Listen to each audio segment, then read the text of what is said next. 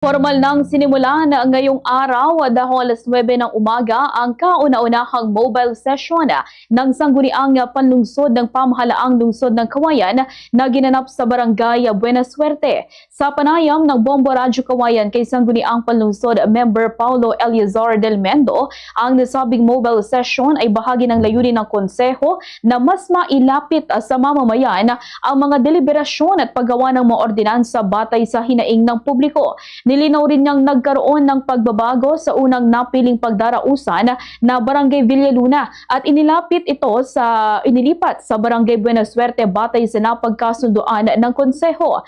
Isa sa mga inaasahan ay ang posibleng live streaming ng mobile sessions upang masubaybayan ng publiko ang mga talakayan at desisyon ng konseho. Layunin nito na mapalakas ang transparency at mabigyan ng pagkakataon ang mga mamamayan na marinig at maipahayag ang kanilang mga opinyon at hinaing.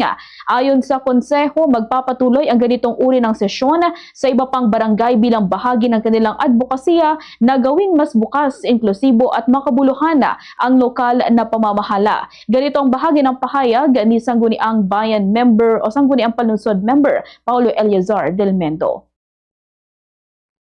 First regular session namin for the year 2026 at umpisan po namin to with yung ating mobile session, kauna-unahang mobile session po natin dito sa ating lungsod at unahin po natin yung Barangay Buena Suerte, na doon po natin gaganapin yung ating regular session po ngayong araw na ito. Yung SP, are we expecting po na mapanood din dito na ating mga kababayan?